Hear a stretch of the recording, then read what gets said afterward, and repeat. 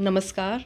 चलिए आज आपको सैर कराते हैं एक कैक्टस के गार्डन में और सैर कराते कराते कुछ बातचीत करते हैं कैक्टस के बारे में। कैक्टस का जो प्लांट है वो एक तरह का सक्लेंट है। सक्लेंट मतलब कि अपने अंदर पानी रिटेन करके रखते हैं अपनी लीव्स के अंदर स्पेशली, और इसी वजह से उनकी जो लीव्स होती हैं वो बहुत फ्लैशी होती हैं। कैक्टस के प्लांट की बहुत सारी वैरायटी पाई जाती हैं और अप्रॉक्सीमेटली 2000 तक वैरायटीज़ की होती हैं। वैरायटी इन टर्म्स ऑफ कि जो उसका साइज़ है वो बहुत अलग अलग रहता है, जो शेप होती है वो भी बहुत अलग अलग तरह की आती है, और जो उसका टेक्सचर होता है वो भी बहुत अलग अलग डिफरेंट डिफरेंट तरीके का आता है।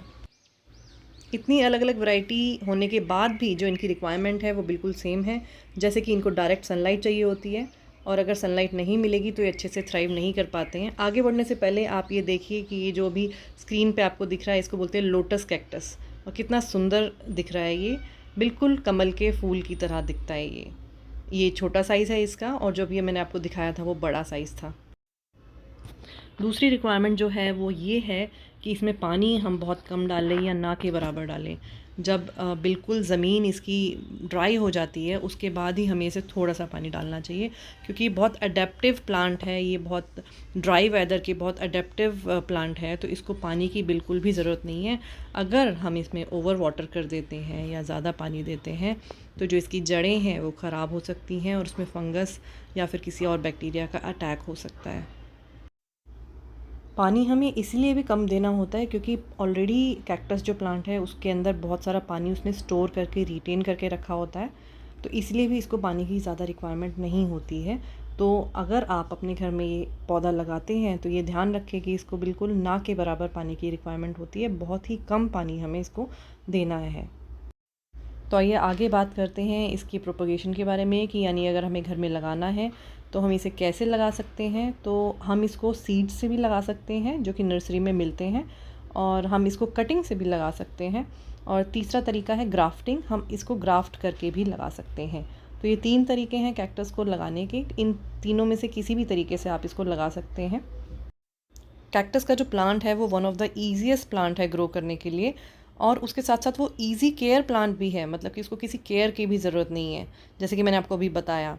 मोस्टली जब हम घर में प्लांट्स लगाते हैं तो एक प्रॉब्लम आती है कि अगर हम कहीं छुट्टियों पे जाते हैं तो पीछे से अगर कोई है नहीं देखभाल करने के लिए, प्लांट्स की वाटरिंग करने के लिए, तो ये एक प्रॉब्लम आती है।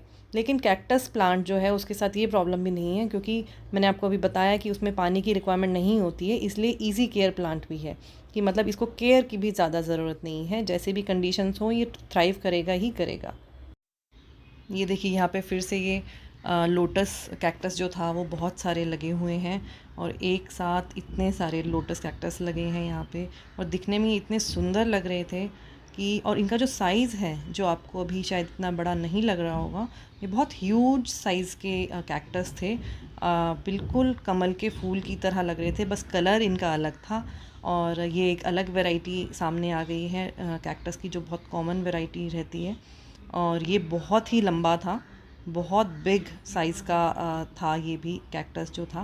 और ये जो अभी बीच में एक कैक्टस गया था पीछे, वो बनी ईयर्स कैक्टस बोलते हैं उसको, क्योंकि उसके जो ईयर्स ऊपर से ऐसे लगते हैं कि बनी के जैसे ईयर्स हैं उसके। तो आगे बात करते हैं इसमें होने वाले कुछ पेस्ट और डिजीज़ के बारे में। तो जैसे नॉर्मल प्लांट्स में मेली बग्स और बाकी इंसेक्ट्स का इन्फेस्टेशन हो जाता है, तो कैक्टस में भी मेली बग्स लग जाते हैं, या कोई स्केल इंसेक्ट्स जो होते हैं वो लग जाते हैं, या फिर इसमें कई बार रेड स्पाइडर माइट्स जो होती हैं वो भी अटैक कर देती हैं, और जैसे जाला जैसे होता है ना, जो स्पाइडर जो जाला बुन देती हैं, वो उसकी प्रॉब्लम इसमें आ जाती है।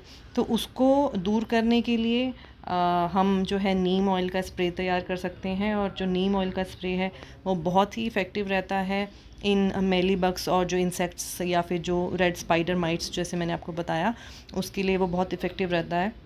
तो देखिए फिर से कितना सुंदर और इतना बड़ा कैक्टस सामने देखने मिल रहा है। और एक और बहुत फेमस वैरायटी होती है कैक्टस की, जिसे बोलते हैं गोल्डन बैरल कैक्टस। जैसे ये आपको दिख रहा है, ये जो राउंड राउंड शेप का होता है, और इसको बोलते हैं गोल्डन बैरल। ये भी बहुत कॉमन वैरायटी देखने मिलती है। तो आज इस बगीचे में मैंने आपके साथ कुछ जानकारी जो थोड़ी बहुत मुझे थी वो मैंने आपके साथ साझा करने की कोशिश की। अगर आपको अच्छा लगा हो तो प्लीज़ कमेंट कीजिए और लाइक कीजिए वीडियो को, चैनल को सब्सक्राइब कीजिए। नमस्कार।